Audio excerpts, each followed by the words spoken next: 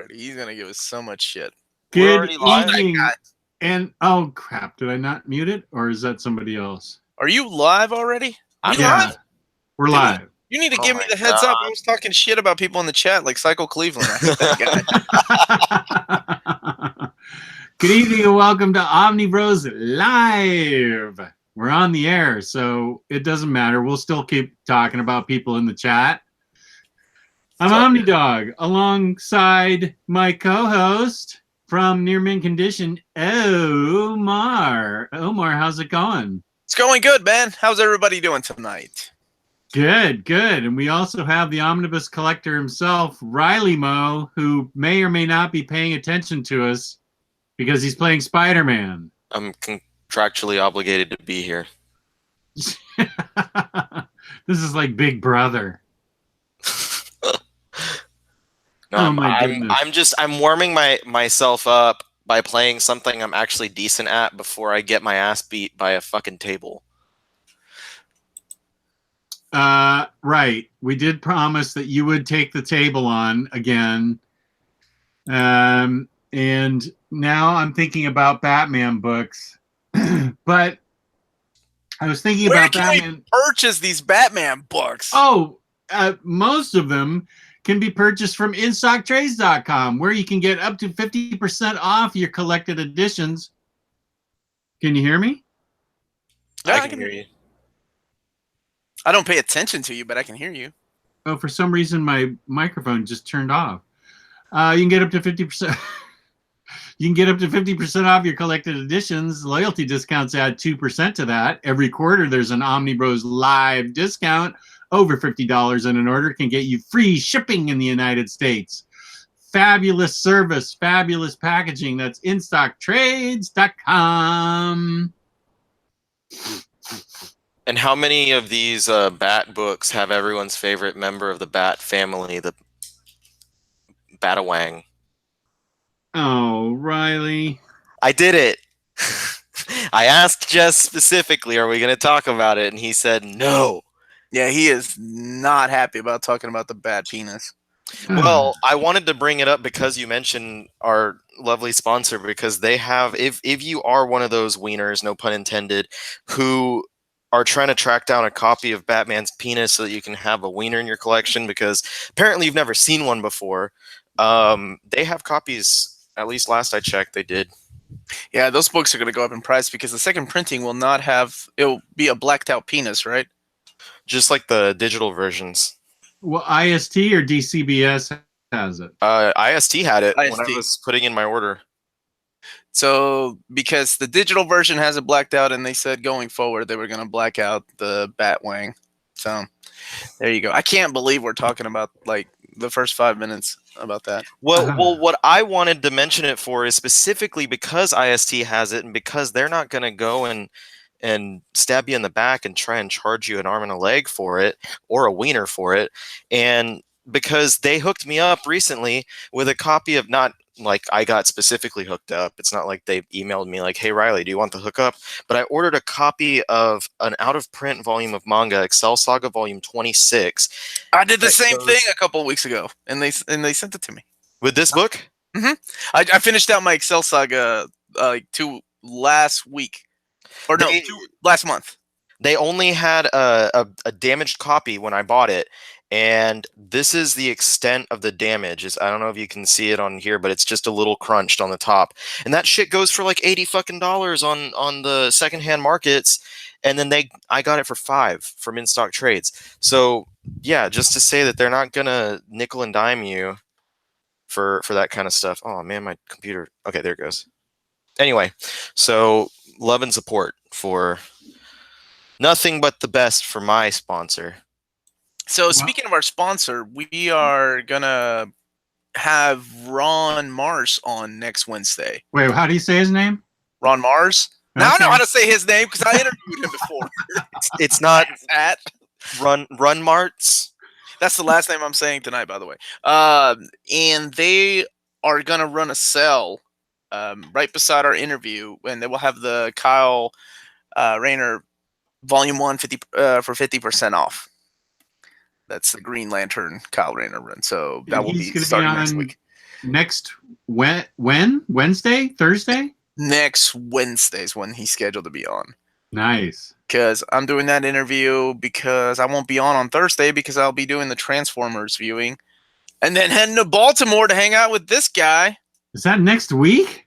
Yeah, dude, it's next week. Hope your sister-in-law isn't in town because I need that room.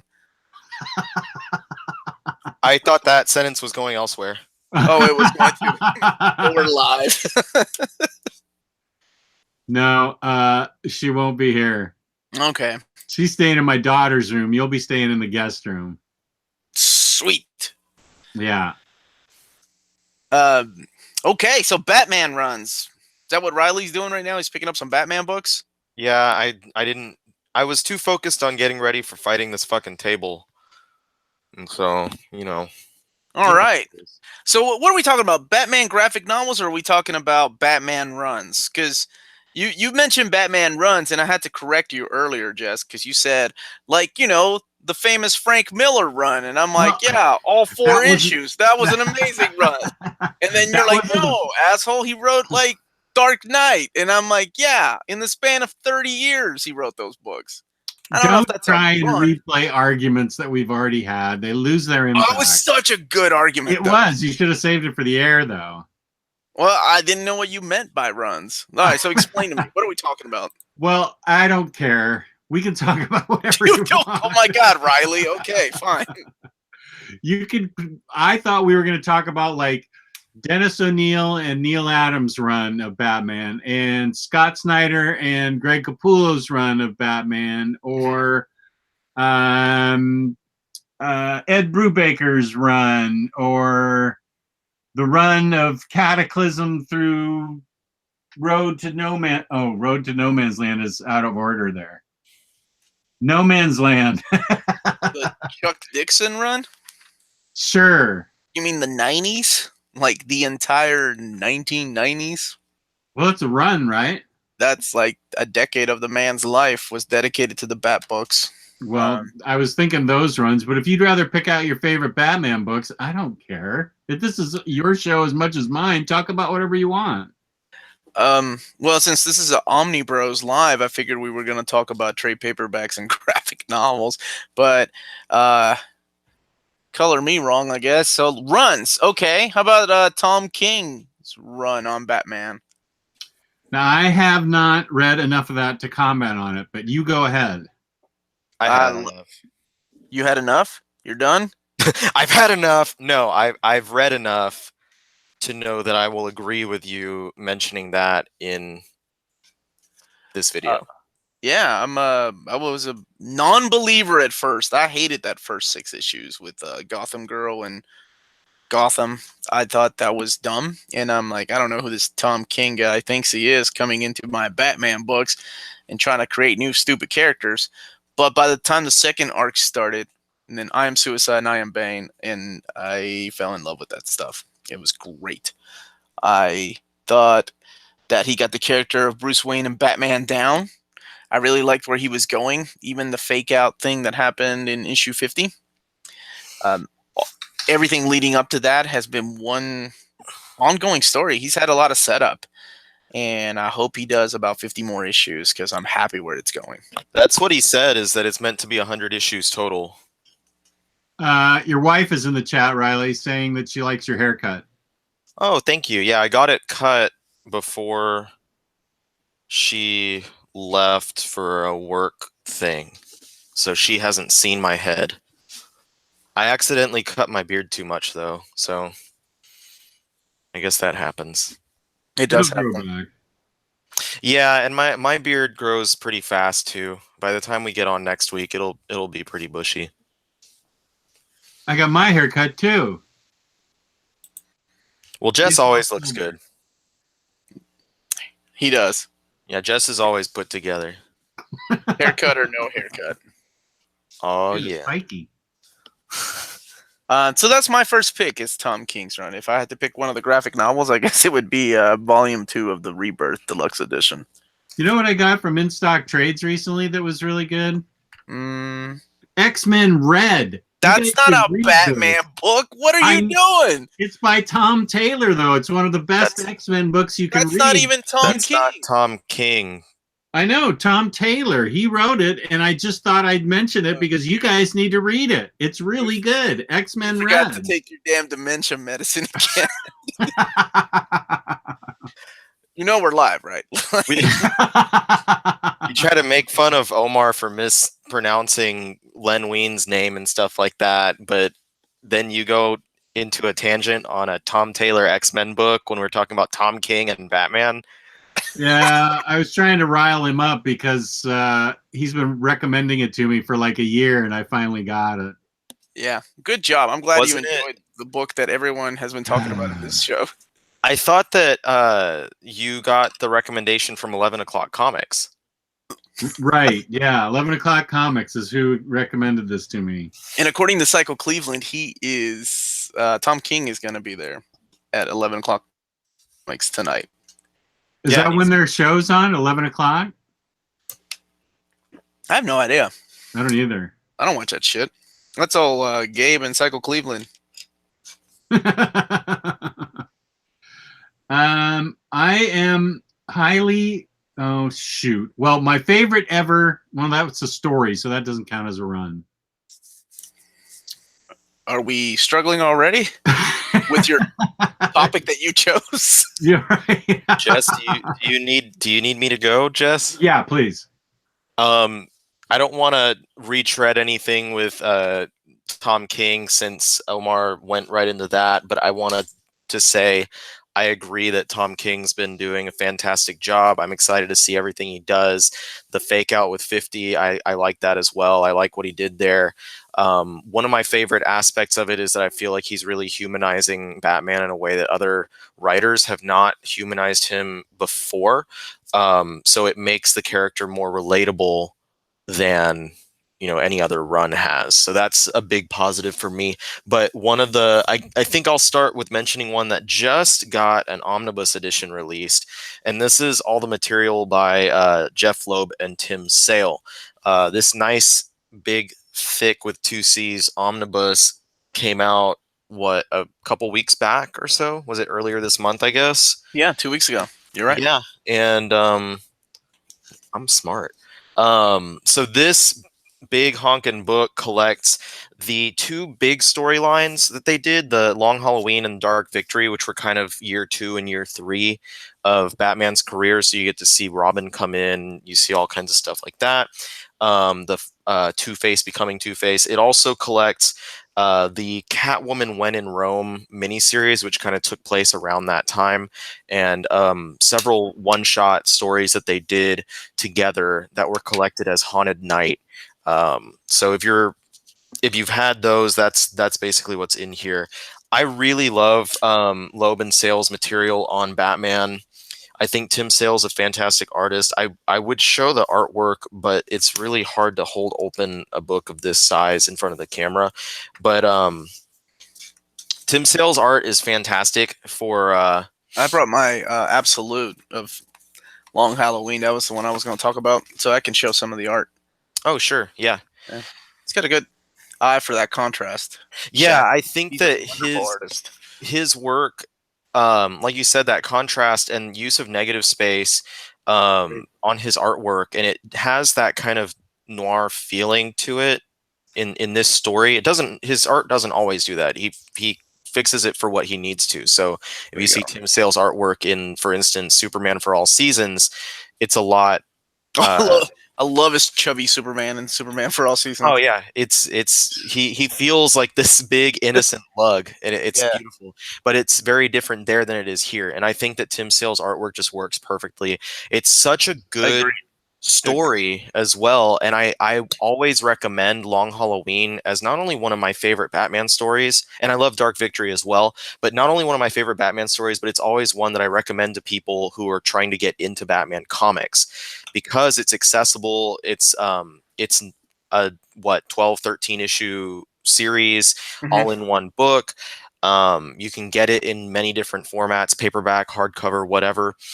And it's early on in Batman's career, so it's not going to make you feel like you're missing a lot of material, like you're missing out on a lot of history with the character.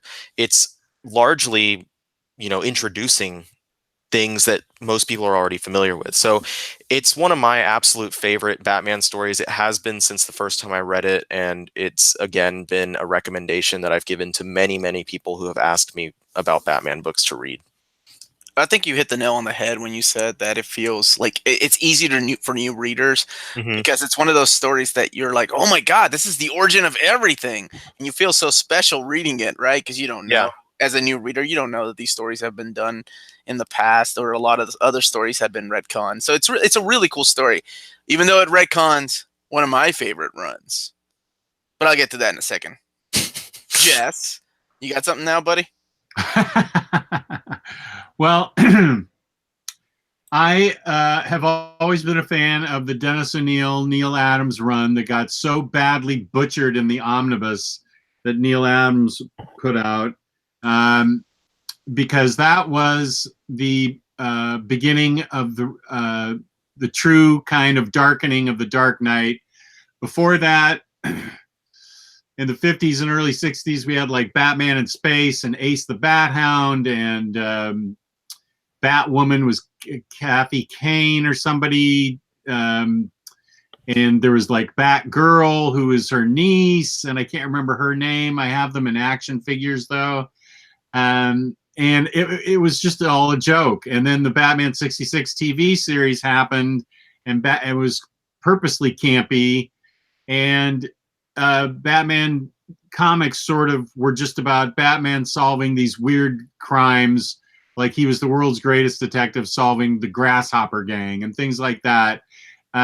Things that really didn't have much of an impact on me, even as a kid. I mean, they were exciting to an 8-year-old, but when I turned about 13, that's when Dennis O'Neil and Neil Adams got together. And Neil Adams' famous quote was, "If superheroes really existed, this is what they would look like," because he could draw a figure like real life. And Dennis O'Neil helped create Ra's al Ghul and Talia and the Lazarus Pit and many other things. And that's when it got much darker and much more serious and became a more interesting Batman who, Dick Grayson grew up and went to college and moved out, and they moved from Wayne Manor to stately Wayne Industries condo or whatever it was, and they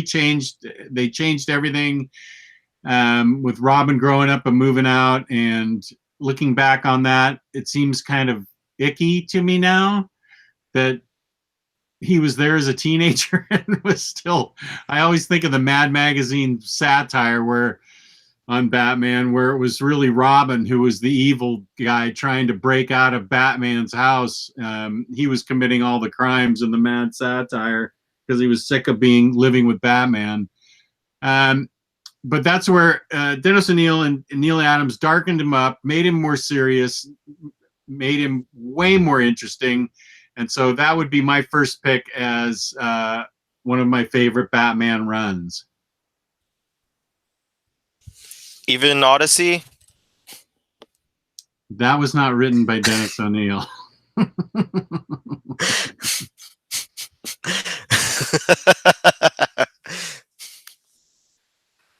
You just had to shiv me with that. I had to throw something out there, man.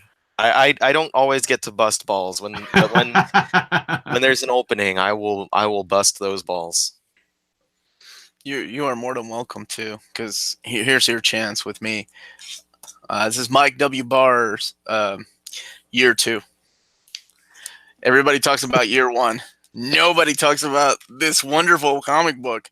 I was a big fan of his run. He had a big run on Detective Comics.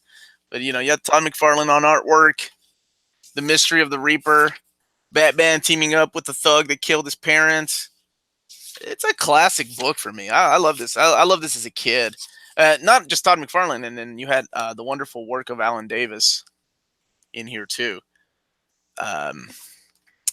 And You know, you guys ever? I was a big fan of the Batman animated series, and when that movie came out, the Mask of the Phantasm, I was like, "Oh my God, it's the Reaper! They're using the Reaper from Year 2." Yes, finally, somebody's gonna acknowledge the fact that Year 2 is such a superior story to Year 1. Of course, I was wrong. The correct answer is Year 1, but I don't give a shit. It's always been for Year me. 2. That's the number of copies it sold. 2. 1 to you and 1 You to are such a hater. author's mother. That's my joke. Quit stealing my material. And yeah, I was a big fan of this book, but like Ryley said, Long Halloween ended up retconning this, so it doesn't matter. The Reaper, forever forgotten and forever in my heart. But Mike W. Barr's run is awesome. You haven't grabbed the deluxe edition of that one? No, not yet. I'm kind of a cheap ass. I'll probably wait till it goes on sale. Nobody's buying that book, like Jess said. Yeah, I've been waiting. I've been waiting too. I had a really like the old copy, really flimsy, thin. It was like $4 for me to grab of Year 2, and I never got around to reading it because then they were like, "Oh, deluxe edition," and my fucking eyes were like, "Oh, deluxe! I don't even know about this story, but I'm buying it." But I haven't bought it yet. Well, I mean, if you think about it, if you're just getting it for the art, you got Todd McFarlane, you got Yeah. Alan Davis. No, Mark exactly. Farmer on ink, so you're getting a beautiful book, if anything. And I love that because there's a cover that's from that one that has Batman with the gun just standing there, right? Oh, and he's got the X on his bat symbol. I think. Yeah, it's that's from. it. I think that's Full Circle, if I'm not mistaken. That's the graphic novel. I really love that cover, and that's my favorite like type of bat suit. That would be number 2. My favorite would be if it doesn't have the yellow circle around it. Just the bat nipples. Blue and gray. He doesn't have nipples on there, you weirdo. Bat nipples, man, from Batman Forever or Batman and Robin, whatever that movie was. No, I was that's kind of the Batman that I grew up with when I was a kid, the blue and that color. So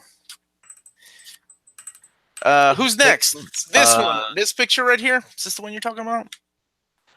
That's not, but that is also a really good one. There's another, maybe it's not from that, but there's another cover where it's he's just holding the gun, right? And he's got a straight on. Yeah. Yeah, he has the holster, exactly. That's Alan Davis. Yeah, that's from this run. That image is that's a great one. I love it. What the hell? Who's the demented drugged hippie? Are you calling me a demented drugged hippie, Spartan Blue? I hope so, because that's funny. He's calling you a scandalous Peruvian. That's true. I am pretty scandalous. And you're a weeb whose weakness is tables.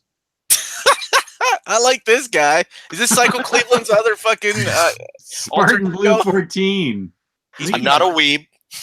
Weebs watch anime. Anime is for weebs. I read manga because I am. You are the bigger nerd. I am a man of class.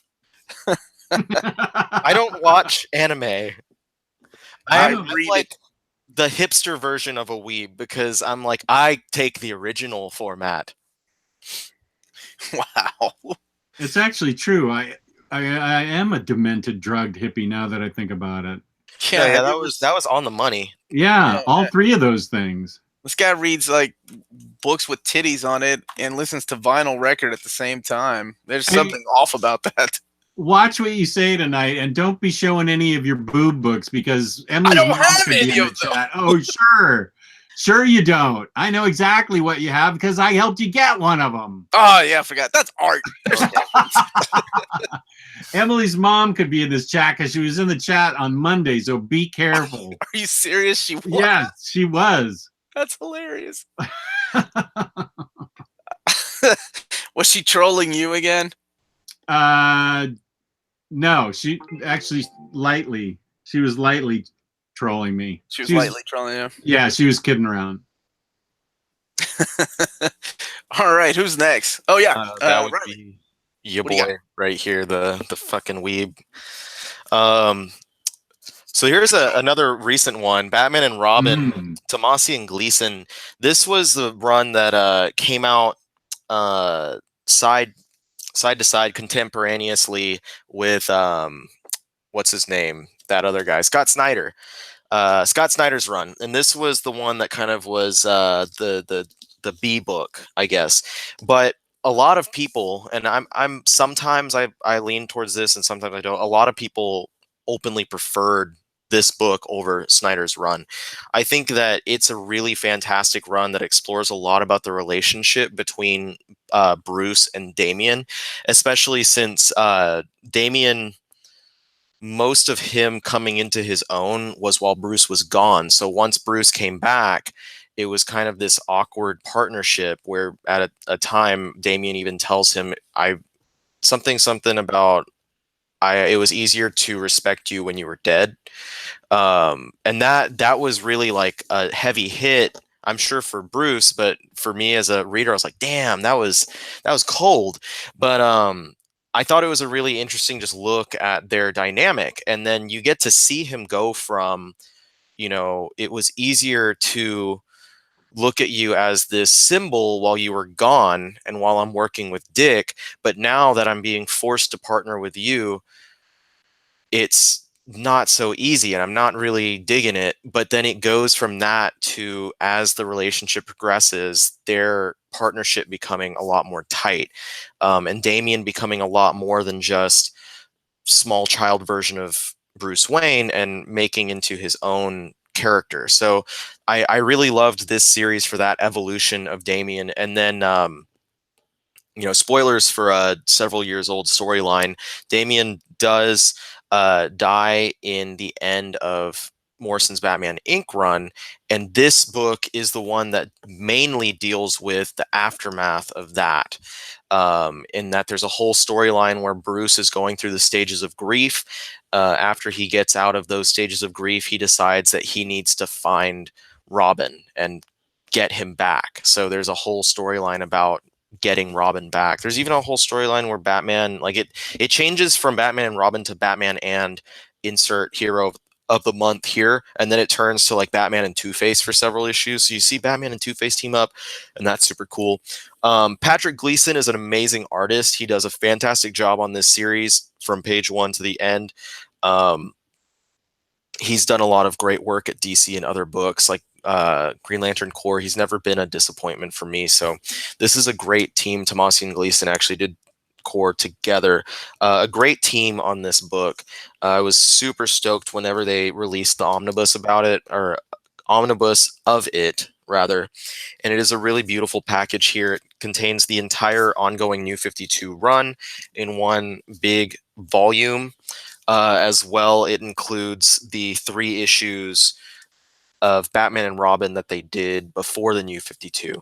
There's a lot of other Tomasi related material that is not in omnibus format, different miniseries and different issues that he wrote kind of around this or during parts of this. And I've kind of wished that, and this is like a futile wish, but I've kind of wished that we would see it collected in its own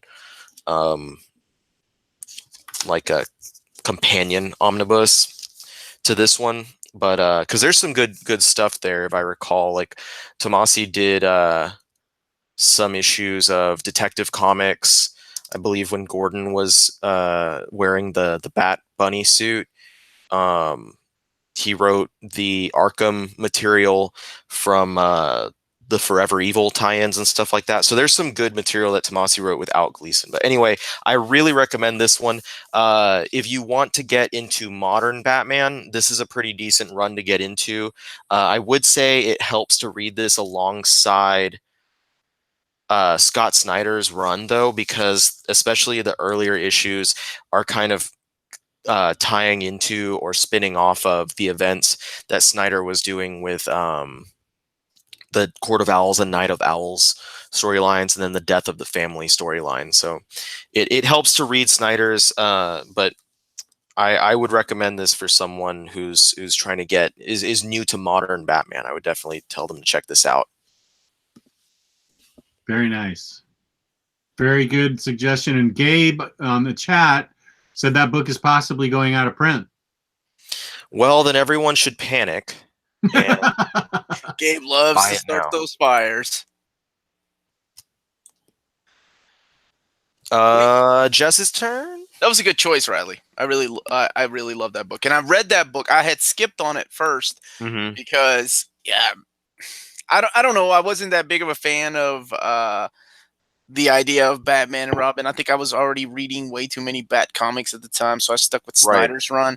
And this was such a superior run. I read it after I read the first volume of Superman Rebirth, and I was like, "Wow, this team is amazing." And you're right; it was the same team that brought us Green Lantern Corps. But I don't know. Maybe I didn't think about that, and then when I went back and reread it, I fell in love with it. Even got emotional in a couple of issues. It's Yeah, good. it's I know what you mean about like if you're reading too many Batman books, or it's easy to when you're reading comics monthly, it's really easy to say like, okay, well, I'm reading Batman, and that's the main Batman book, and so that means it should be the best Batman book. So I'm just going to stick to that Batman book because none of the other ones are going to be as good. And I can sometimes find myself doing that for other characters too. Like with Spider-Man, I'm like, I'm reading Amazing Spider-Man. I don't need to read all these other Spider books. Right, and you overlook things like Deadly Right. Foes of Spider-Man, right? Because I'm like, I don't Mhm. care about these characters. And Right. then later on, everybody's like, no, you have to read it. It's really a great run. And you end up reading it, and you're like, how did I miss this? I was so Right. stupid. Yeah, and that I feel like for myself, a lot of times in the past, I've done that as kind of a, for lack of better terms, a defense mechanism, so that I can try and convince myself not to add more to my to read pile or to add more uh, expense to my trip to the shop. So that's, I remember like I read the first like 8 issues of Batman and Robin, and I convinced myself that I didn't need to continue with it. I was like, no, you're fine, just, you don't have to read it. And then I dropped it, and I was only reading Snyder's run. And then I, like, a few months later, I was like, fuck, and I went back to it and I picked it up again. I was like, God, this book is so good, why am I such a fucking idiot? Like, you make those excuses, or at least I do sometimes, to try and make myself justify not buying something. And it's funny, just an aside, but I saw one of those fake, it wasn't from The Onion, but kind of like The Onion. It was a fake news article, and it said, gamer with no money in his pocket tries to convince himself Spider-Man is not as good as everyone says it is. That's right, It was because pretty funny. to me, I'm almost the same way. To me, if it doesn't exist, then I don't need it. I'm like, okay, I forgot that game came out, and I don't need it in my life right now. So just keep saying to yourself, like, it's a shitty, dumb game, and everyone is lying to you.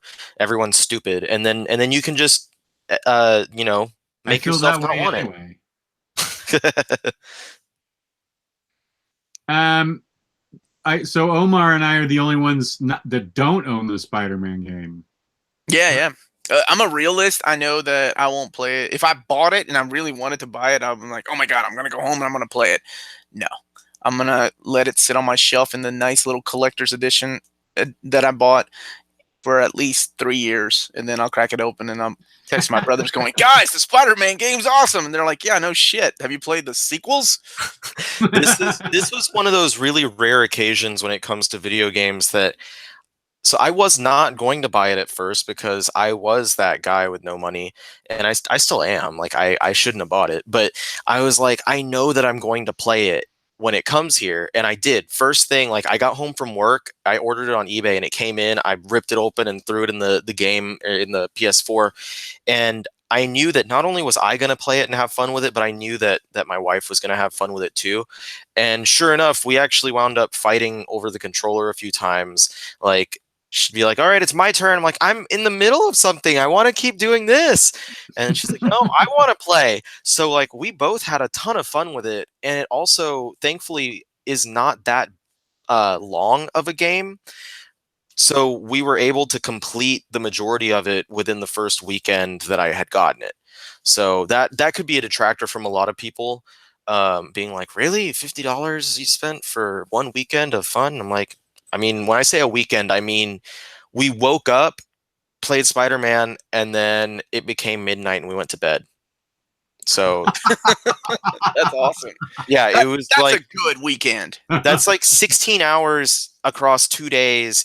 Like, well, 16. So what does that make? 32 hours over the weekend that we played it. So yeah, we spent plus Friday night, probably 35 hours in that first weekend just playing Spider-Man. 30 to 35, and then we've been playing it a little bit each night, just finishing up to get 100%. So it's a lot of fun. I enjoy it. Somebody in the chat was asking if the Killing Joke Absolute was worth it. I know I didn't pick it up. I don't think any of us did. Maybe Gabe? Gabe did. Gabe was getting upset because I had mentioned it as a possible That's IST right, yeah. review book for this month, and he was like, let's do Killing Joke. And I was like, I honestly don't think that book's worth getting the absolute. Like, I'd rather us review something else. And he was like, I mean, you're talking about 48 pages. Was the original 48 pages? I can't remember. 48 or 64. something And around there. it's 50, even at $50, 50% off makes it 25 bucks. I don't know. I love the artwork. And the justification, Bowen's artwork is just amazing, but the recolor and then the original color being in the same book, I just don't. I don't know. That's the justification they try to give for the price is that it's both versions, but the recolor is ass, number one, and number two, the original color apparently they put it on like a cheaper paper stock, which doesn't make sense because the original comic was not on like newspaper print. It was on it's nice paper. Really weird. So this isn't libel, Gabe. Libel is printed. This is slander. This is slander. Specifically. Yeah. we can print it if he wants. Yeah, we can print it if you want. Then it becomes libel. So what do you got, Jess? What's the next book? Well, you alluded to it. To set it up, I was sort of goofing around in comic books a little bit 2008 through 2011. I mean, I was reading and kind of enjoying them, and I really was excited for Flashpoint because it sounded like it was going to be an interesting reboot into the New 52. And so, did your comic advisor tell you to go and buy multiple copies of Flashpoint? He certainly did not. I did not know him at that point. I didn't meet him till 2014. Oh, okay. But now that you've thrown me off track, let me go back to Flashpoint. Yes, you do it well too. Batman by Azzarello, Night of Vengeance. It's 4 issues. To me, is one of the best Batman stories ever because it has the best twist in it that I've ever read in comics. And I'm being totally gatekeepery here. I've been reading comics a long time. I've been reading Batman comics a long time. Yes, I'm that douchebag jerk of a gatekeeper saying this is one of the best twists ever in a comic book in that series. My jaw dropped open. I can't wait to meet that guy if I ever get to see him at a convention, because that was amazing and it got me excited for Snyder's run in New 52. New 52 got me excited, really excited again. I mean, I was excited. I was bopping around in comic books throughout the 2000s, but New 52 got me really excited again about comics because it promised a new direction. Snyder's run to me was amazing, especially with the Court of Owls and the whole mythos that got created with that there was a whole secret society that Batman knew nothing about and all of a sudden discovered it, and that the puppet strings were being pulled that he had no idea were even there in the beginning. And then it goes on to Death of the Family, and which I thought was remarkable. He made a Joker to me that was more terrifying than Alan Moore's Joker. The level of, I don't know, when he carves off his face and wants it stapled back on, and he becomes even more despicable if it's possible, yet he also seems to be a little bit more human. Not human, but he's not a cartoon character. I sort of got him more, even though he was even more despicable than before. Snyder wrote him really fully, I felt, to become a villain worthy of Batman. And so I loved Snyder's run. I lathered him up really good at Awesome Con and told him it was my favorite Batman run. So I looked forward to that book more than I looked forward to any other book. Was Snyder's Batman. It hit on all cylinders for me. Just everywhere it went, everything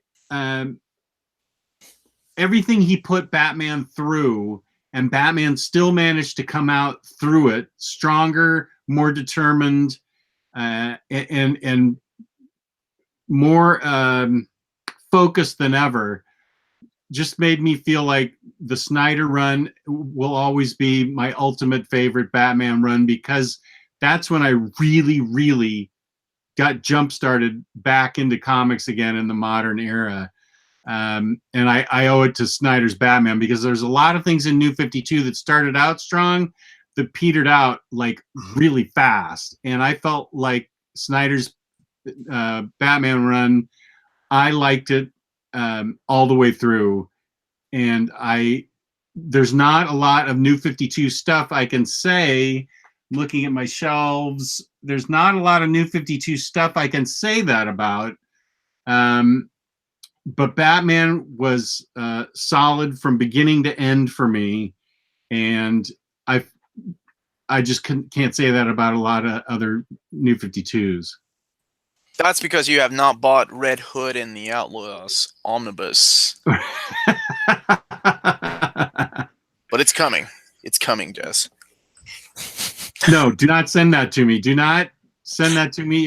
That is a root beer bath candidate. You bastard! You root! I haven't gotten to yell at you. You root beer, beautiful darkness.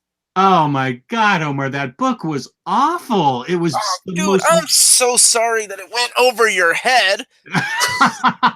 I'm so sorry it went into the wheelhouse of mean-spiritedness you love. You could have donated it to a classroom and freaked all those little shits out. I would donate it to a mental ward. It was the darkest. There was fairy abuse, animal abuse. It was fairies living in a dead body. It was awful. It was the most mean-spirited thing I'd ever read. I hated it. When did you turn it to a... Never mind. I'm going to talk about Legacy. Batman Legacy. I'd rather hear you defend Beautiful Darkness, quite frankly. That crappy piece of crap. Wow, dude, it wasn't that bad. I poured root beer on it. There's only four other books I've ever poured root beer on. It kind of reminded me of... I get it, maybe. Now I get why you don't like some anime and manga. Because it almost reminded me, in a way, of a manga or an anime that I had seen or read. Not the story or anything, just that kind of feeling that it made me have after watching what you just explained. The feeling it made me have was violent sickness. Good. You got your money's worth. I'm going to go with Chuck Dixon's run on Batman. Legacy. He was the 90s, so he was my Batman. I'm not going to talk about Knightfall because I know how much you love that. And you love to pour root beer on it. But I'm talking about Legacy. This was the return of one of Batman's greatest villains. My favorite Batman villain, and that's Ra's al Ghul. It's a follow-up to Contagion. Wait, how do you say that name again? Which name? Chuck Dixon? Did I mess that up too? The villain's name. No, I'm not gonna. No, nobody puts baby in the corner. Well, that's an interesting one to bring up because Omar said Raj. Well, it's like as if his name is Roger. So I'm just gonna Roger al Ghul. Yeah, Roger. He's my next door neighbor, Mr. Rogers. But it's supposed to be Ra's al Ghul, but also a lot of... How did Dennis O'Neil say it? I don't know how he specifically said it, but I just know that there's a lot of official things that say Raz, and there's a lot that it's... Because it actually is Ra's. The way that name is pronounced is Ra's.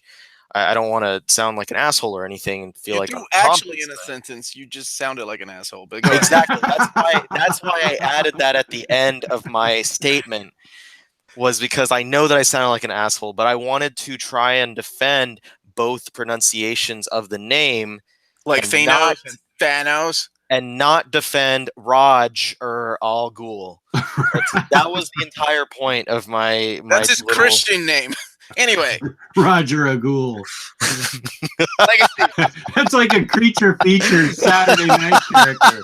Ooh, it's Roger a Ghoul. That's like he came to New York and went through Ellis Island, and they renamed him Roger.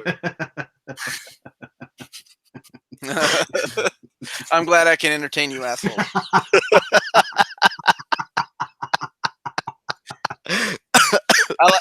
I like that the two white guys on the show are telling me how to pronounce this dude's name. Hey, All right. I'm only half white, so I can only half not tell you how. It's the white half that counts. That actually.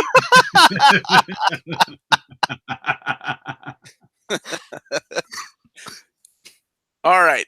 What's next? Chuck Dixon, go ahead.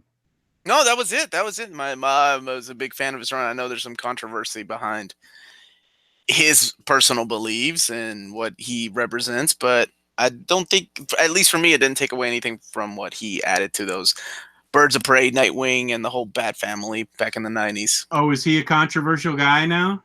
Apparently, I just found out about it, I think, like a couple weeks ago. I don't think it was anything that was prevalent until more recently in the political climate anyway. So, but he wrote a fuck ton of Batman, didn't he?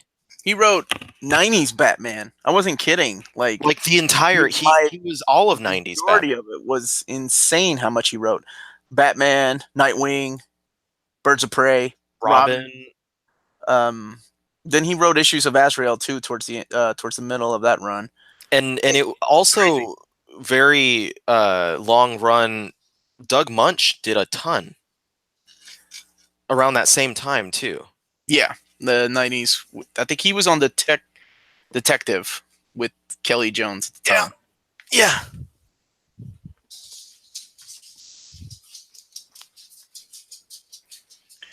So what's next there, Raj? Oh, sorry, my wife came home from her event, and I wanted to go say hi to her. You don't get out of this so easy. No, but at least I know how to pronounce things. The next one, this one's an obvious one for me, is Morrison's Batman. This is as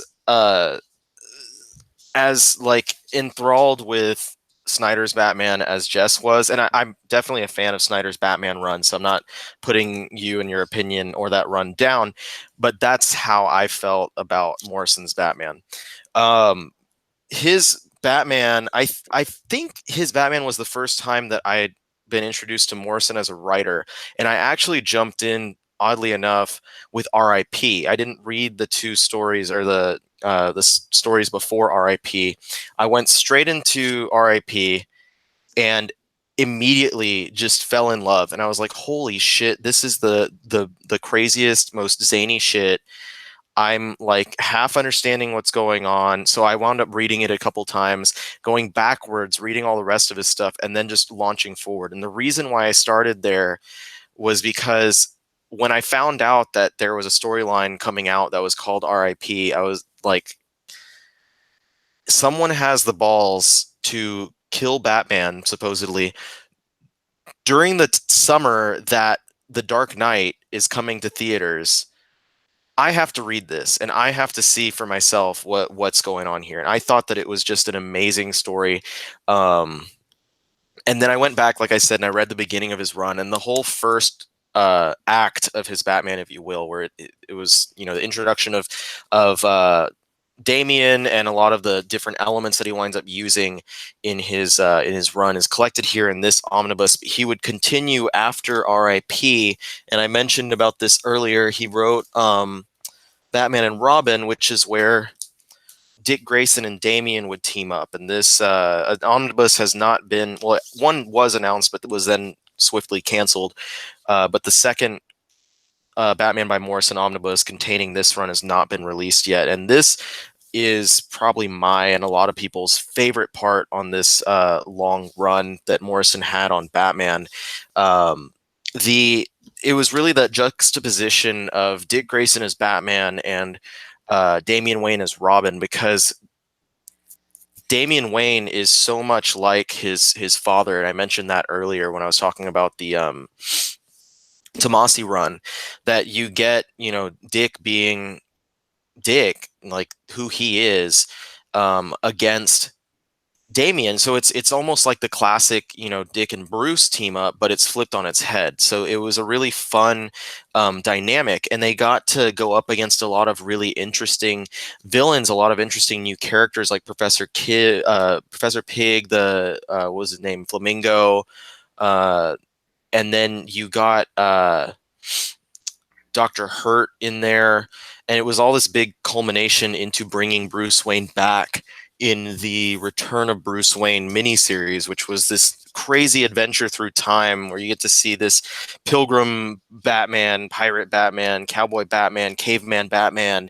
And then they ended it all with Batman Incorporated, where Batman and the Batmen of all nations get together to take down this big terrorist cell. And it was just the whole 75 or so issues that Morrison and company did with Batman was so amazing to me, because it was that Bat God story is that's what people refer to it. And it's showing Bruce as the optimal man, and that he can really is designed to do anything and overcome everything and face any adversity that comes in his way. And he introduced so many interesting elements. And not only did he introduce so many interesting elements, but he borrowed from all these crazy stories from the past of Batman's existence that most people have just ignored. But he has all these, his idea, Morrison's idea on Batman was everything is canon, everything matters. Every single storyline that has ever happened is part of Batman's life and part of his canon. He was trying to show that here. I could do a whole episode myself just talking about this run and everything that it meant for me and why I loved it so much and how great it was. But I honestly, like, if you like your Batman to be crazy and dark and have a Joker that is constantly changing, because Morrison's view on the Joker is that he's not insane. He's this level of super sanity that he keeps on reinventing himself constantly. If that sounds interesting to you, then Batman by Morrison is the run that I would recommend. I don't think it's one for a beginner going into Bat books. It's not as easy to digest as some of the other stuff that we've been recommending, but god damn it, do I love that run. Yeah, me too. You actually, I should have known that was going to be one of your choices, because that was my next choice. That's why I had to get up and look for a different book. Did you throw Batman Rest in Peace in there too? Yeah, R.I.P. You dug that? Yeah. That's what I said at the beginning. That was the first that I read of Morrison's Batman. That's what made me read the rest, like go back and then continue reading as the rest of his run was coming out in singles. Uh-huh. I had issues with that run, that part, the RIP. Yeah, there was a lot of people. I was surprised to find out once I started like going online and seeing people talk about it, that a lot of people didn't dig RIP, because I was like, holy shit, that story was crazy. It was intense. It was crazy, and I think it took me 2 times to read it to get the gist of like what exactly was happening. And I mean, it was just, I don't know. Well, you shouldn't be hating on smart comics. Yeah, Omar. I think that one was a little too smart for me. Maybe that was the problem. It is Grant Morrison after all. Mm-hmm. It was just and then reading that, because what it did was it made me ask questions, and I liked that. I liked that I was reading this story that made me turn around and say, well, wait, what is that? Why is that? What's going on? Who is that? And start like delving into other things and opening other books and feeling like I not only needed to, but wanted to read something else to inform my experience on this book, and reading things that I might not have otherwise read. And then it pushed me into being a Morrison fan as well. And I just ballooned from there, reading everything I could get my hands on. So after that was when I wound up reading Animal Man, which winds up being my favorite comic of all time. So not only do I love this Batman run, but that Batman run was responsible for me finding my favorite comic of all time. Wow, Animal Man. I didn't know that about you. That's a great run. Omar doesn't pay attention to me. I thought we were friends. Not at all. No, not at all. Did you recommend X-Men Red? Or was that can't remember. Oh, you mean this book that's so good? Yeah, the one by Tom King. I didn't even say it was Tom King. I knew it was Tom Taylor. I wanted to just stick it in there. All right, Jess. What's your next book? Well, I'm going to go back to the books that were ridiculous when I was a kid, because one thing, they were written by Gardner Fox and John Broome back in the 60s, but one thing that was not ridiculous about them was some of the artwork. You could get baited and switched a lot of times because Carmine Infantino would do the covers to all the Batman books, Batman and Detective, and he is my favorite artist of all time. I mean, I love him even more than I love Alex Ross, just because I just love his run on Flash, his run on Mystery in Space, the fluidity that he draws with.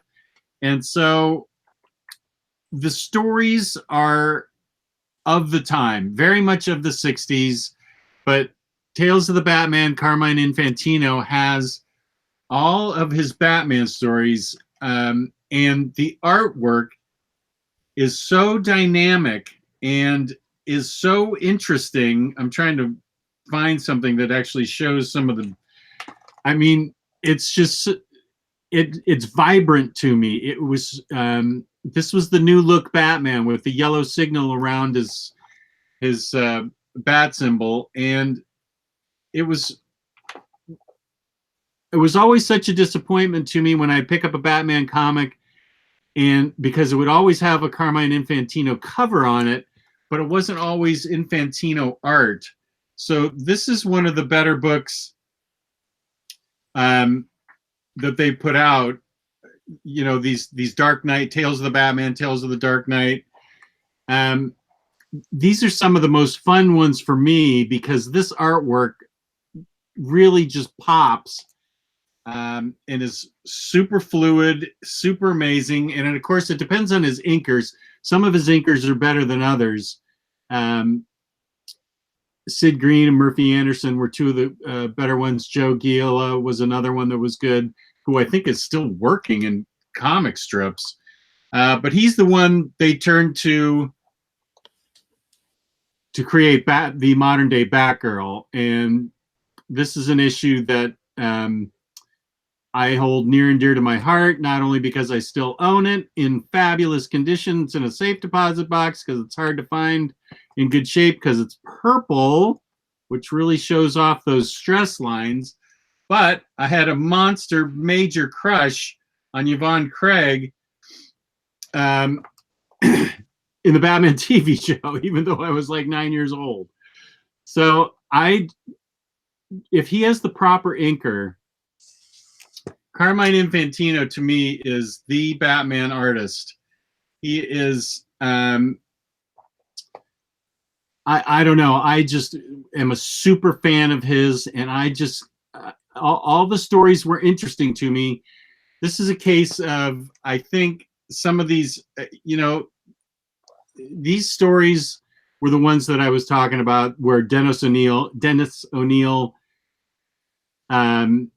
you know, made him darker, and, you know, Batgirl's not worrying about a run in her pantyhose and, you know, weird, wacky stuff like that. But this is the stuff that I grew up on. And so it's always got a special place in my heart because of the artwork and how excited I always was to see him as an artist. He made those kind of mundane, run-of-the-mill, just comic booky stories that were the exact opposite of what Marvel was doing at the time. He made those really special to me.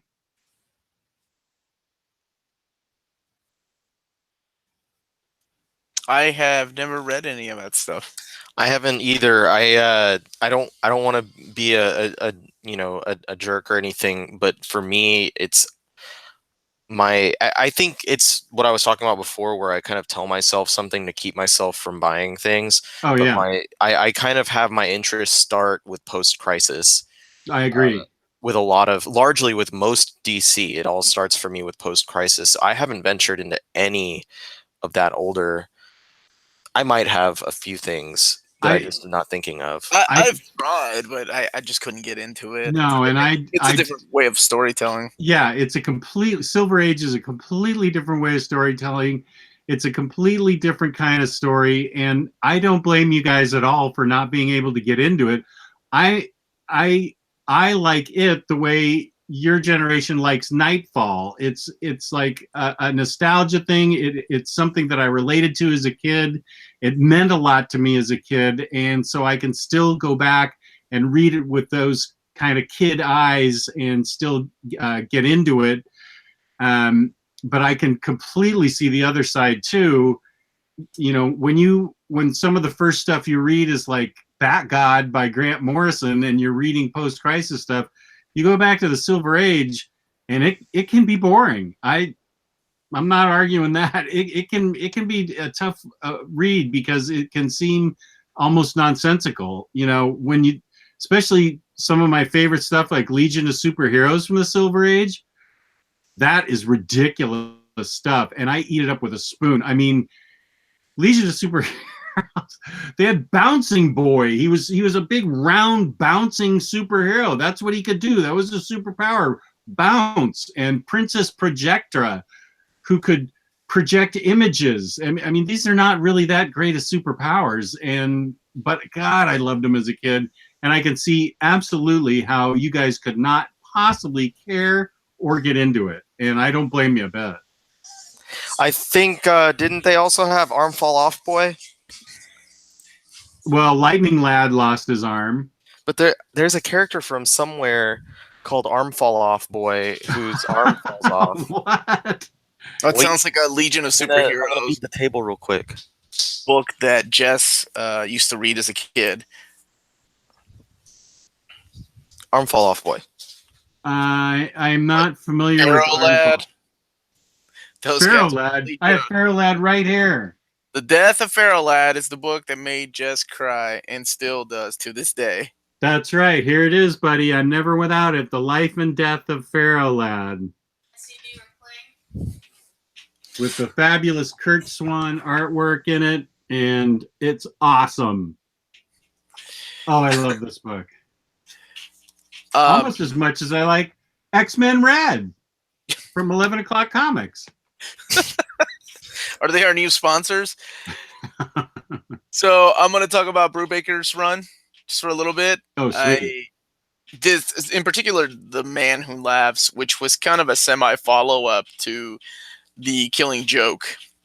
So if you like The Killing Joke, you can dive in right into this particular book because it is quite awesome. This one, they started collecting the trade paperbacks of his run in Detective, and for some reason they haven't collected. Then again, it is DC. They haven't collected this run yet. This is the graphic novel, and it also has 3 issues of Detective Comics that he did. The artwork's by Doug Mankey. Let me take the dust jacket off here. It's kind of a psychological look at who the Joker really is, what he represents, what he means to Batman. And actually, I remember Dark Knight borrowed a couple of things from this story. If you've never, I don't know if you've read, or have you guys read this one? Mm-hmm. Mm-hmm. Yeah. So, you know, yeah, the Dark Knight movie borrowed a couple elements from this particular story with the Joker. Yeah, I think they reprinted it around the time that the movie came out because of that. But it's the whole thing, like, yeah, I guess it goes back to which came first, the chicken or the egg, right? Batman thinks it's his fault that Joker is the way he is because he helped create the Red Hood. And there's a pretty cool line from Commissioner Gordon when he was like, did you put the hood on him? Did you give him a gun? No, you didn't. Then you have, you know, you don't have to blame yourself for creating this psychopath. So I thought that was really cool. But his whole run was fun. I think he teamed up at the time with Scott McDaniel on artwork.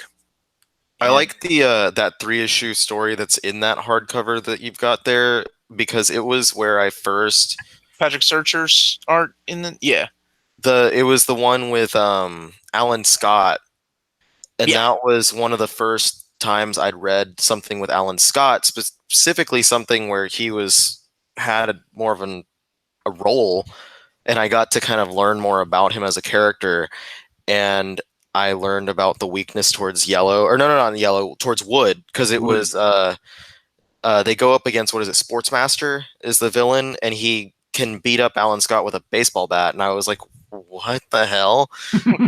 So that was an amazing good memory, man. Yeah, I'm just looking through here. You're right. It was Sportsmaster. Because isn't the arc, isn't it called Made of Wood? Let's find out really quick. It's Made of Wood. Holy crap, you do have a good memory there. I haven't muddled my brain with as much alcohol and drugs, so... As me and Jess?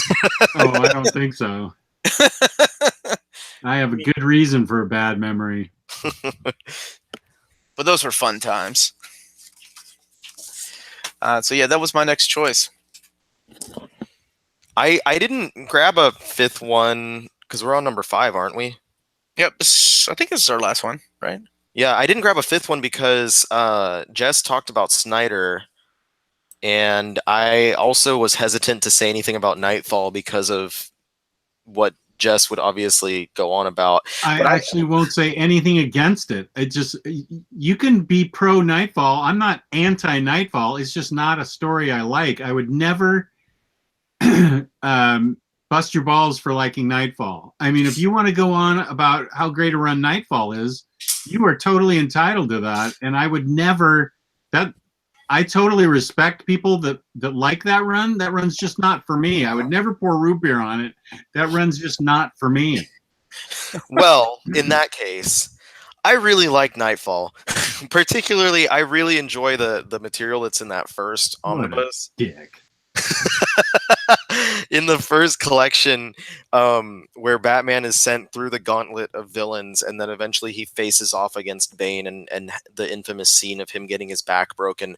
I thought that was a really great storyline, and was the first time that I was introduced to Batman written by Munch and written by Dixon, because they both did material there.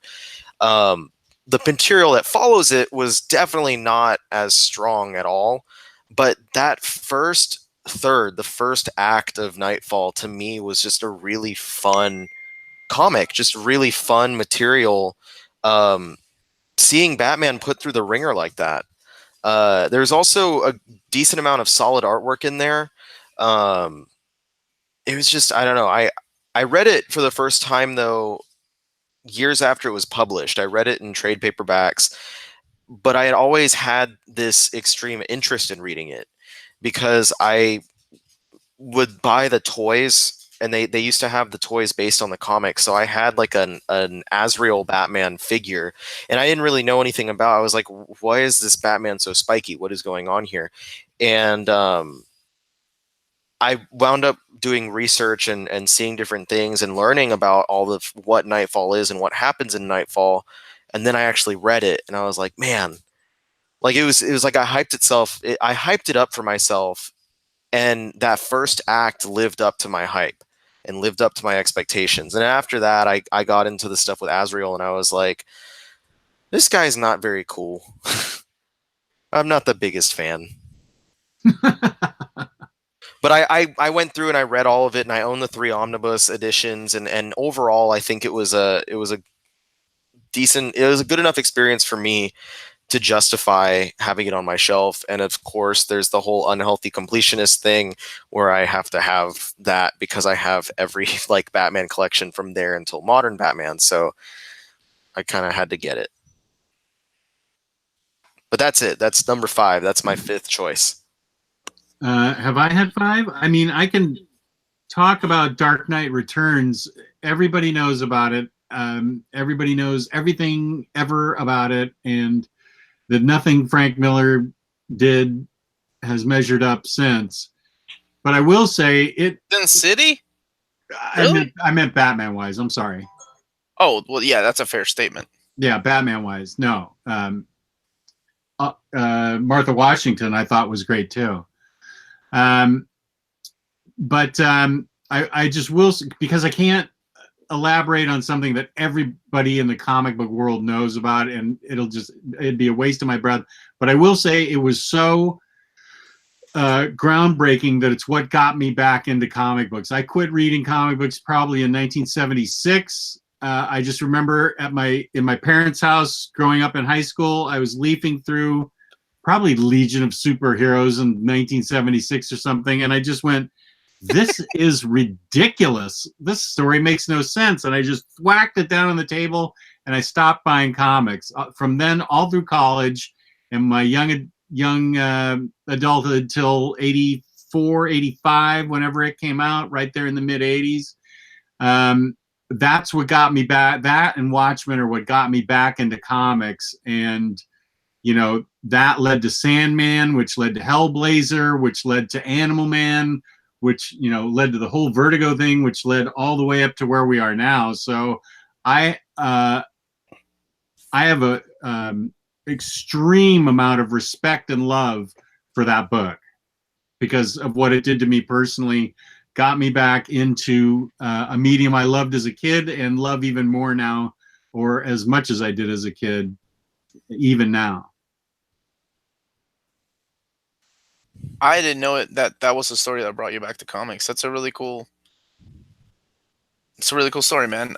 Because for me, I had left comic books with Onslaught. Onslaught was my whatever the hell the book everybody. Waterloo. Yeah, I was done, man. I'm like, you know what, Marvel, you have fun. I'm out. I can't do this anymore. And the book that brought me back was New X-Men by Morrison. Mm-hmm. Because I remember a friend of mine was like, you got to read X-Men again. I'm like, I am never reading X-Men ever again. And I did. And I'm like, oh my God, I'm back. So the book that we all missed, you guys missed, is this wonderful piece of literature right here. This is A Lonely Place of Dying. Well, I was leaving it for you because I knew that you picked it. Yeah, I did. I love We've this already book. overlapped with each other so much, I didn't want to do it again. We tried not to cross streams on this show, but it's impossible sometimes. Because we all have such impeccable taste. Obviously, we're going to choose each other's books. Obviously. Yeah, this is the Batman Needs a Robin.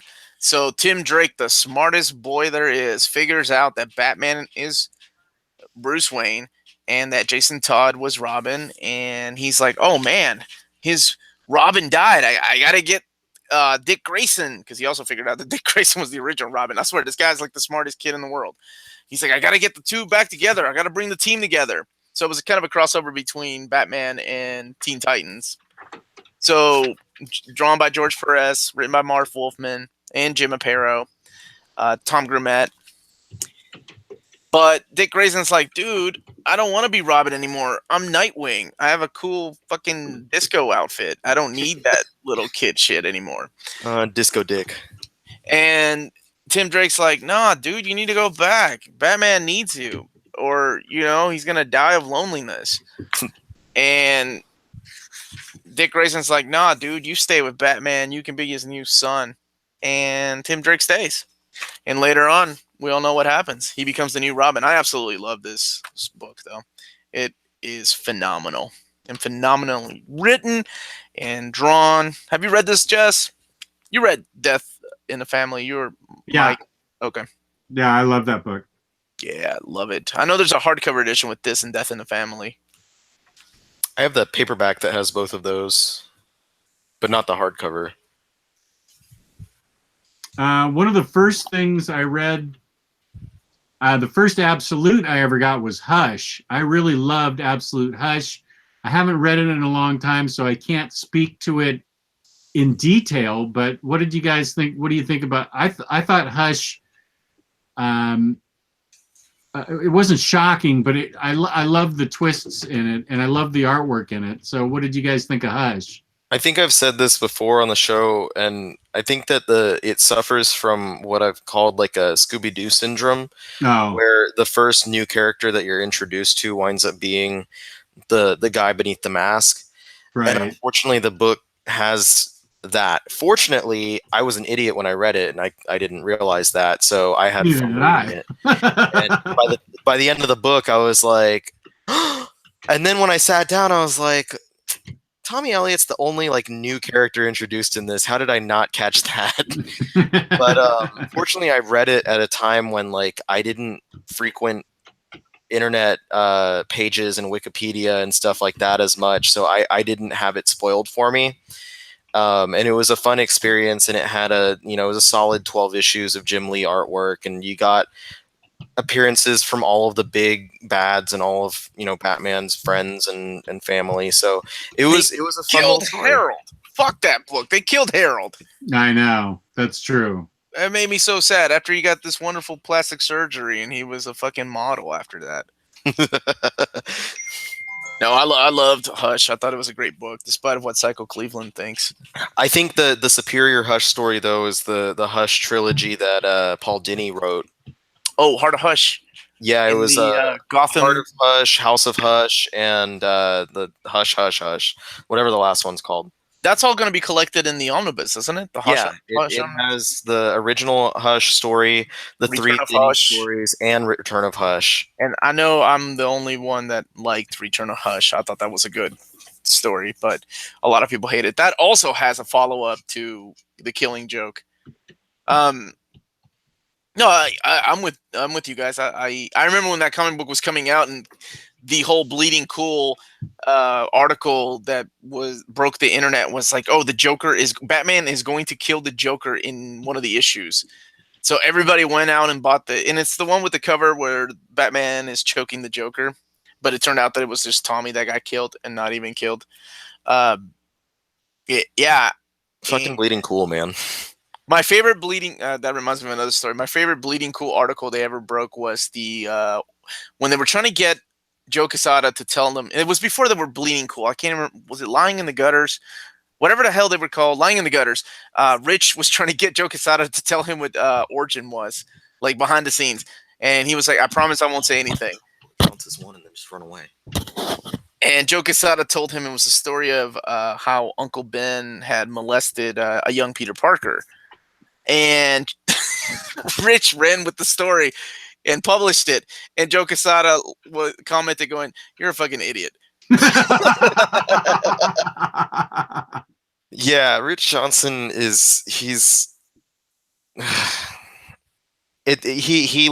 good at guessing sometimes. Like it's basically as good at guessing on stuff as I am on guessing when things can be published. And he's made a career out of it. And it's like, it's like the saying, a broken clock is right twice a day. Yeah, he gets things right. And when he does get things right, he'll pop out and be like, see, I told you months ago that this was going to happen.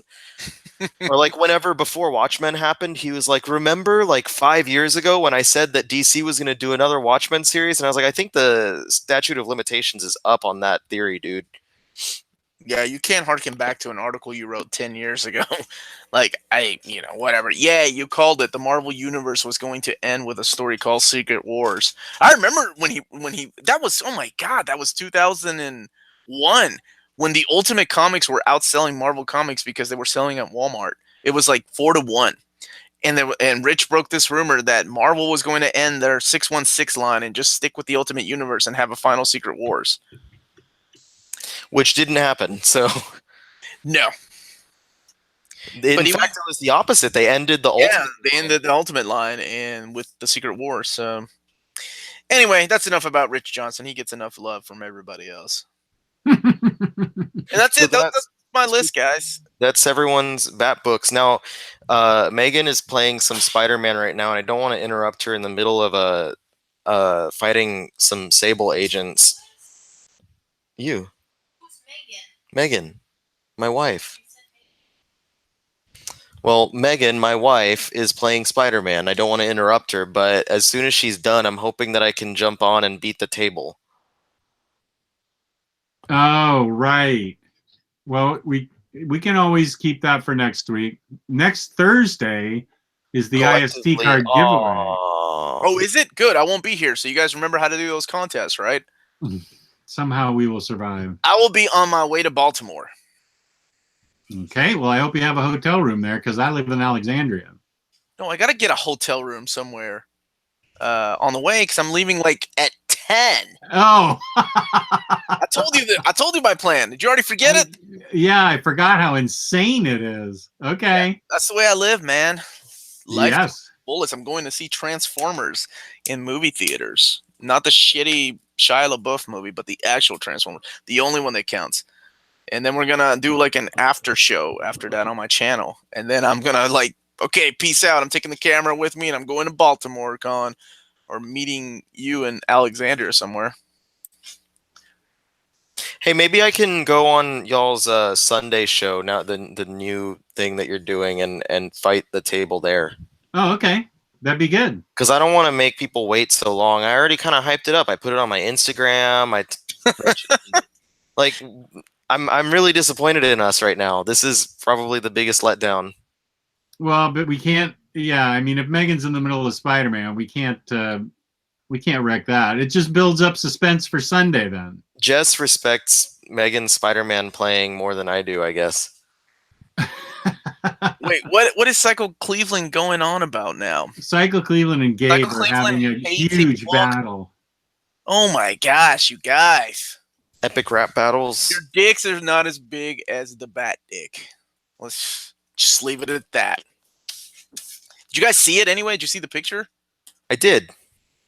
Good. Did you save it as your background on your phone? Or am I the only one?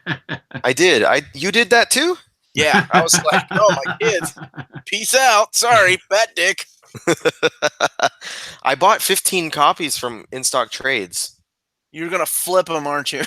Yeah, I'm gonna frame 5 of them, and I'm gonna get 5 of them graded, and then I'm gonna get 5 of them signed, and then I'm gonna frame them, and I'm gonna grade the copy that's signed in the frame. Why does that sound like you got advice from Gabe on what to do with comic books?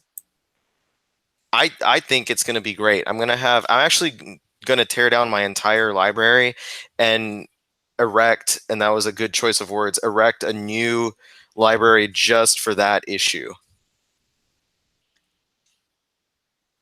Yeah, Psycho Cleveland did mention the. All right, guys, pronounce it. I always butcher it. Munch. Really? Munch. Okay. Munch and Jones run. That was a good run. I had never read the second volume of that hardcover, and it was awesome. Lots of horror elements. He really plays to his artist. Man. Yeah, I don't know what happened. Let's not talk about those omnibus covers. Yeah, I don't know what happened. Internal work. That artwork, holy crap. I think Gabe is correcting you on what to do with CGC books. So that usually means it's about time to end the show when we start talking about fucking CG. I don't read the chat, so I'm not looking at what Gabe is saying. So I don't know what, and I obviously don't have any intent on CGCing Bat Penis at all. Like I don't. What is the name of that Batman book? It doesn't matter anymore. Asking for a friend. I'm segueing that into the IST promo. It's Batman Damned. It's a 3-issue miniseries by Azzarello with Lee Bermejo on art. It's the first, I think, book in the new Black Label line that DC has started. And Ryley says that you can still find that book at InStockTrades.com. You can get both now. You can get the variant edition and the regular edition for $4.05 on In Stock Trades. And if you do go to InStockTrades.com, you can get your collected editions up to 50% off. Loyalty discounts add 2% to that. You can also count on an Omnibros discount every quarter. Over $50 in orders gets you free shipping in the United States. fabulous packaging and the best service around. That's InStockTrades.com. Did it without a mistake. Thank you. Good job, man. And it almost sounded like a jingle there towards the end. Ding, ding, ding, ding, ding, ding. In Stock Trades is the place for me. Thank you. Okay. Thank you, chat, for participating, although really didn't get that much participation. It was a lot of arguing and talking about chlorophyll drinks and a bunch of other stuff. The chat, I don't know that the chat was really paying attention to the show tonight, but thank you for watching. Those of you who watched, thank you for chatting. Those of you who chatted. And let's see, tonight's Thursday, so the next episode will be our new Sunday edition, where you will see Ryley take on the table. And now it's going to get a huge build-up because now the Sunday show is going to be all built around that table. Maybe we should make a commercial. No Wednesday shows anymore, right? There's no Wednesday show anymore. The Wednesday show is now the Sunday show at noon Eastern time. Sunday, Sunday, Sunday. Which is what, 11 a.m. your time, Rydog? 11 a.m. I can do that. I've already mowed my lawn. I'm not going to have to do that. Okay. I'm curious what Taylor Brown's question was that Gabe was the only one that answered. I'm trying to go through the chat because I feel like I miss a lot of it when I'm talking and showing off books. I just don't tune in at all. I just whatever Jess says. You barely tune into us. Yeah, I'm watching Megan play Spider-Man right now. She's trying to beat up these heavy boys. Best Batman book that went under the radar. Return of Hush. No one says that. I loved it. And Year 2. Wait, that made my list. Year 2, for sure. Nobody likes and talks about that book. I'm sure if I sat and thought for a second, I could get one, but I don't shave my pits, you jerk. What are you talking? Under the radar. Gosh, I feel any book that Jess mentions that has Silver Age. The Death of Batman and Pharaoh Lad. Gosh, Batman books that go under the radar? Odyssey? That needs to go underground. Maybe Batman Snow. I don't think enough people know about Batman Snow. Oh, that you mentioned that one. That reminds me of Gothic and Shaman. Those were two solid books. Gothic, especially. That's the Grant Morrison. Yeah, with Gothic is good. Klaus Janson. I really like that story. Actually, I remember when they released the deluxe edition. I hyped the hell out of it, and I saw a few people were like not into it, and I'm like, you guys are dumb. This story is great. Psycho Cleveland, we almost had a moment. You said Year 2 was good, but then you said Batman City of Crime. No, I can't agree with that, man. I did a readathon of Batman, like post-Crisis on Infinite Earths, probably about 4 years ago, and there were two books that I'm like, I don't think I will ever read these again. One of them was Broken City by Brian Azzarello, and the other one was Batman City of Crime by David Lapham. Speaking of Azzarello, I'm surprised that... And I love Stray Bullets. I couldn't get into that, man. I'm surprised Jess didn't mention Flashpoint Batman. I did at the beginning. You did. You did? You were like, you were nodding your head. You were like, yeah. You were like, mm-hmm. Well, okay, cool. Broken City is great. Gabe says that, and City of Crime is fantastic. Psycho Cleveland. All right, you two can get a room then. Awesome. Room, and we'll label it shitty Batman story lovers. They've made up and kissed.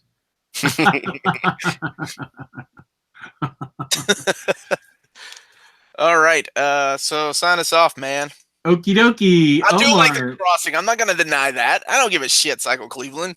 I own it. Omar, where can they find you on the internet? You can find me mispronouncing names all the hell on my channel called Near Mid Condition. I've done an episode every day this week. So have you really? Wow. Yeah, I was trying to test myself to see if I could do it. Put my family aside. I haven't spoken to my wife in a few days. I think she's still with me, and Found a new man, dude. and yeah, I got one more episode tomorrow. We're gonna talk about the DC, what's it called? The DC Universe app. So, Oh, neat. yeah. So it's been a lot of fun. I just wanted to test the waters to see if I could do it, and I pushed myself, and sure enough, and I'm here tonight to fucking butcher everybody's name. Did Like you do an episode on Brubaker? your channel before? Brubaker and well, that show was already edited. We just okay. We just edited. We had pre-recorded it a couple of weeks ago. Gotcha.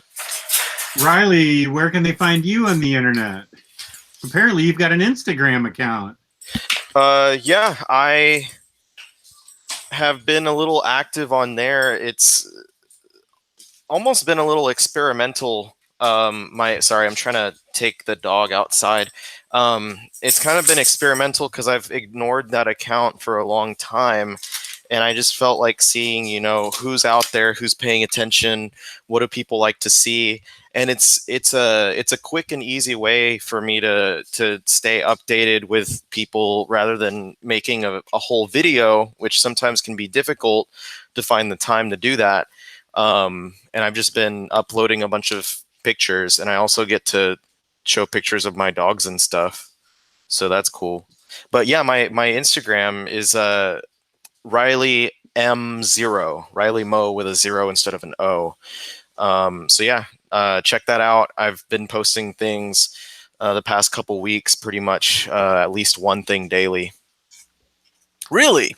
Wow. Wow. You guys are kicking my ass. I haven't done Yeah. anything this week. Ryley posts one picture daily. Yes, a picture. I edit videos for hours. Yeah, that's why I'm only posting a picture, because I don't have to do that. That's why I'm like videos, because it's time consuming. It's such a process. I should just pour root beer on everything. Fuck this book, fuck that book, fuck Broken City and City of Crime. And you can find me on Omnidog's Vault on YouTube, and Saturday nights at 11:30 p.m. on Channel 2. I'm Roger A. Ghoul, showing the creature features. You son of a bitch. Thanks, everybody. Peace and love. Peace and love. Good night.